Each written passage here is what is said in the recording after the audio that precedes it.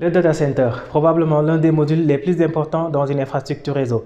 C'est là où se trouvent les serveurs, les VM, les applications métiers qui peuvent être d'une importance capitale pour l'entreprise, mais aussi des gigabytes, des terabytes et des pétabytes de données qui y sont stockées. Il est important que le data center soit hautement disponible. Les utilisateurs doivent pouvoir accéder aux données et aux applications avec la plus petite latence. Il doit être évolutif avec la possibilité d'ajouter de nouvelles briques sans pour autant perturber l'infrastructure déjà existante. Il doit être performant avec des équipements de dernière génération, très bon en CPU, très bonne densité de ports. Il doit être tolérant aux pannes avec de la redondance au niveau des équipements, au niveau des modules des équipements, au niveau des boîtiers d'alimentation, mais aussi au niveau des sources d'alimentation côté centrale électrique. Au cours de ces séries de vidéos, nous allons voir les fonctionnalités à activer pour apporter de la haute disponibilité dans un data center. On va parler de VPC, on va parler de VPC+, mais aussi du protocole de routage EaseEase et de la technologie Fabric Path. Avant de rentrer dans le vif du sujet, nous allons consacrer une première partie de découverte où l'on va faire le tour des différents types de switch Nexus qui existent sur le marché. On va parler des Nexus 2000, des Nexus 5000 et des Nexus 7000. Du coup, ça sera une première partie où l'on va faire le focus sur les caractéristiques matérielles et après, on va parler des technologies comme VPC et VPC+. Alors, à l'écran, vous avez un Nexus 2000 ou FEX de type 2148T. Il a 48 ports 1 Gb Ethernet pour connecter les serveurs et 4 ports 10 Gb Ethernet pour se connecter à un switch parent. Le switch parent qui peut être par exemple un Nexus 5000 ou bien un Nexus 7000. Alors ce sont des line cards. Ils n'ont aucune intelligence. Ils n'ont ni control plane ni management plane. Ils servent juste à augmenter la densité de ports d'un switch parent. D'ailleurs, si vous branchez un PC sur un port A de Nexus 2000 et un autre PC sur un port B du même switch, si le trafic doit quitter le port A pour aller vers le port B, le trafic va aller du port A vers un switch parent, puis revenir sur le Nexus 2000 et aller sur le port B. Ce qui prouve qu'en réalité, la commutation a été faite par le switch parent, qui lui a l'intelligence. Donc les extensions n'ont pas d'intelligence, ce sont juste des line cards à distance. Alors là, on a un switch Nexus 5000 de type 5596 UP.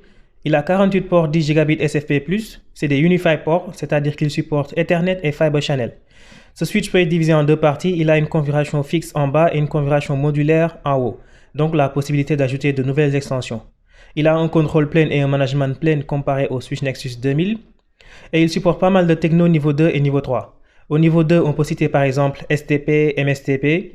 Au niveau 3, on peut citer de la redondance de gateway avec HSRP et VRRP.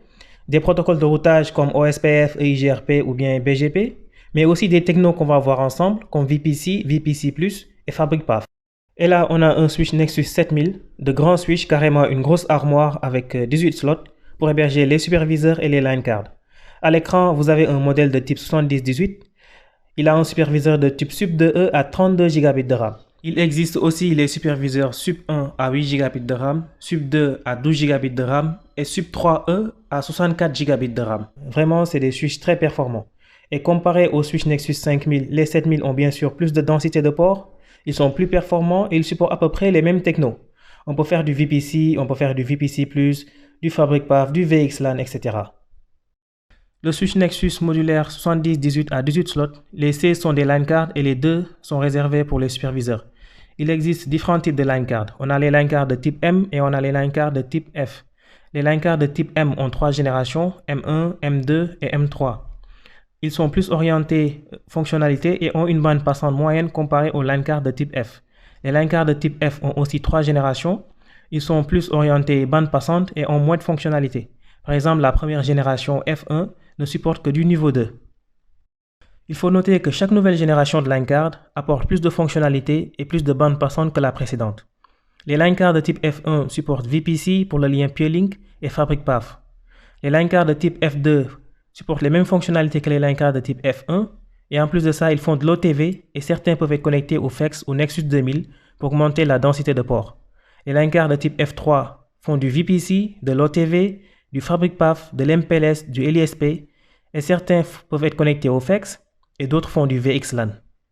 Par contre, les line cards de type M font nativement du niveau 3 et du niveau 4. Par exemple, la première génération M1 fait du VPC pour le lien Peer Keep Alive, de l'OTV, de l'MPLS et certains peuvent être connectés au FEX. Les line cards de type M2 supportent les mêmes technos que les line cards de type M1, mais ont plus de bandes passantes. Les line cards de type M3 supportent VPC, OTV, MPLS et VXLAN. Vous l'aurez remarqué, aucun des line cards de type M ne supporte Fabric Path. Pour faire du Fabric Path, il faut forcément des line cards de type F. Alors maintenant qu'on connaît les différents types de line cards et les différents types de superviseurs qui existent sur un switch Nexus modulaire, on peut maintenant parler des Fabric modules. Les Fabric modules permettent d'interconnecter les différents types de line cards. Si un trafic doit quitter par exemple un line card A pour se rendre vers un line card B, le Fabric module va jouer le rôle d'intermédiaire et véhiculer le trafic. Il existe différents types de Fabric modules. On a le Fab1 qui offre une bande passante à hauteur de 46 gigabits par seconde.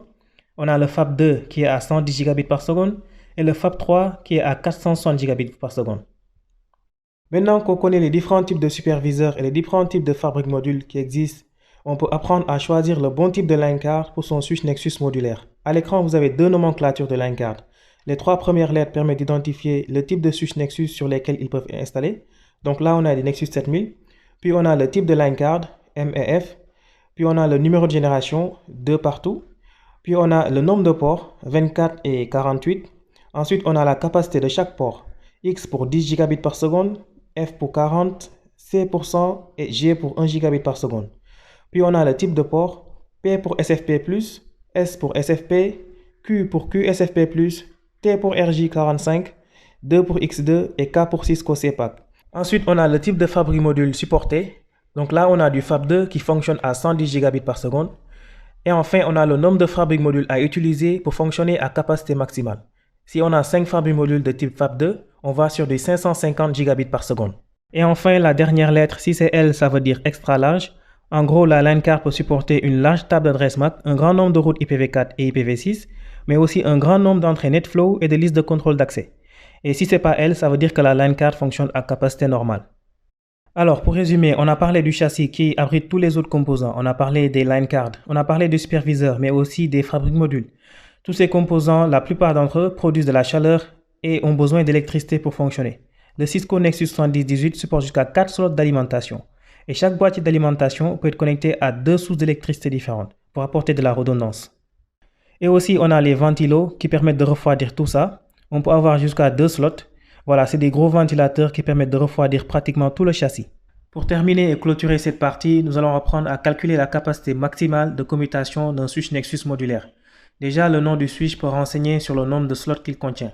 Un Nexus 7018 a 18 slots, les 16 sont des line cards et 2 sont réservés pour les superviseurs. Si chaque line card fonctionne à peu près 550 gigabits par seconde, cela va nous faire une capacité maximale à hauteur de 17,6 TB par seconde, c'est-à-dire 550 x 16 et x 2 parce qu'ils opèrent en full duplex.